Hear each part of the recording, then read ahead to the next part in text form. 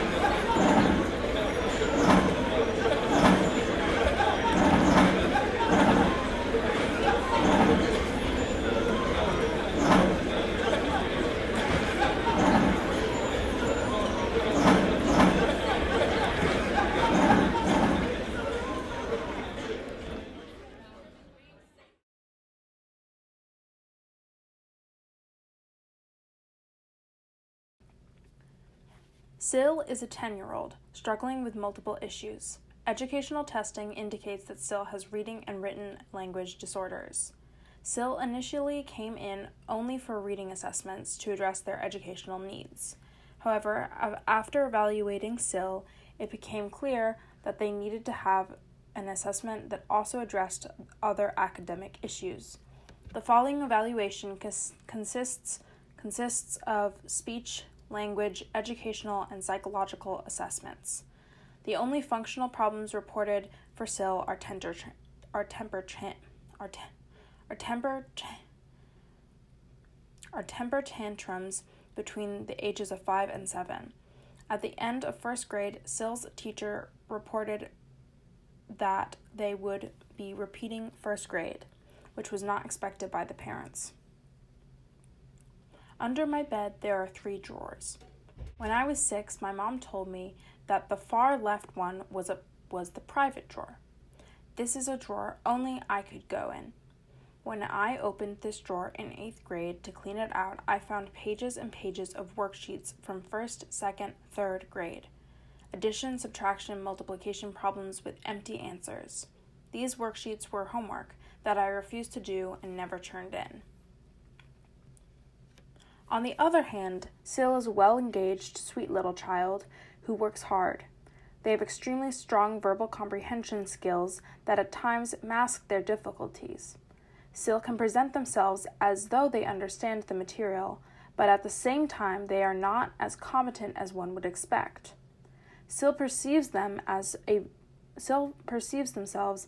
as a very competent child, but at this time is struggling with issues of feeling ineffectual and perhaps is sometimes embarrassed by their skills. At times, they can become overwhelmed and shut down. Syl may not talk about how they feel and may look more distracted at these times, but these issues are troubling to them. Syl cooperated with the examiner and was motivated to perform. However, when the work began to get hard, they tended to become frustrated and tried to hide their frustration. This psychologist then helped Syl continue their work, but it was clear that they were somewhat embarrassed and their pride was hurt. Under the stairs to the playground at my elementary school, there is a window. This window showed tiny feet skipping along to recess. I remember watching those feet go running by and hearing them pitter-patter overhead. During recess, I sat in a basement classroom looking at those same worksheets, trying to figure out how these numbers ran, skipped, and giggled together. Syl loves literature, but reading is hard work for them. When Syl reads out loud, these difficulties and inaccuracies can be heard. During the first session, Syl talked about liking school, but said, "I have a hard time concentrating in school. I like everything we do." Syl understands the main ideas of things, but misses important details, has an excellent imagination, and keeps having original or unusual ideas. Under the weight of these unfinished worksheets, I graduated first grade, elementary school, middle school, and high school. I brought them in my suitcase and unpacked them in my college dorm. These sheets just kept multiplying and could cover me until I couldn't get out of bed, They filled my room so I could hardly move. They left a paper trail of my movements back and forth between the library and class. Now I look through glass onto students walking through campus and imagine seeing them through basement windows.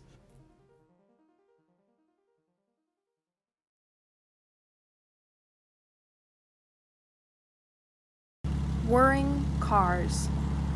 I am using caution because there is a disabled vehicle ahead. Orange letters warn me.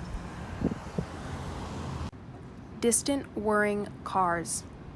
A burned car, singed, destroyed, disabled for life. A orange traffic cone on the car hood. There is caution on the road. There is caution in this parking lot. I'm starting to think I should take the train. Slow air. This train pulls in, but it is going so slow. It's just a little off. I am cautioned about which stop I should skip, which car I should enter, which end of the platform I should stand on. There is too much caution. Slow voices. All this caution burns in my head. Caution in the shadows of distorted faces that still stand on the ends of my brain, but there is no train to take them away. Air. I find a train. It is small and blue and comes in an orange caution bottle. Voices. It is too slow for my liking. It feels like small and blue and shattered on the ground. It feels like glass on my throat and on my platform. The cops took the drunk, but he has left his broken bottles. Many voices whirring. I throw caution to the wind. This fire breather throws theirs to the crowd. The water whirls around these flames. The people whirl around this disregard. The cops stand on the side, cautioned that water will disable fire.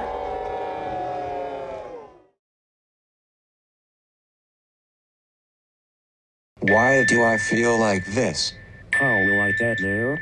Why is everyone acting this way? How can I read this? What if I feel like this tomorrow? How can I engage? Will this ever end?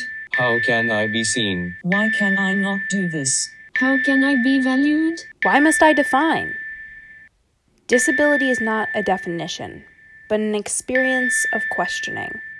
This is what builds our commonality. We have all asked questions about why we cannot access the world.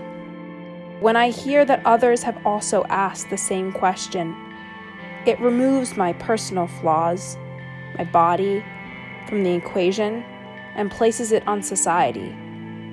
These questions then become, why is the world not built for us?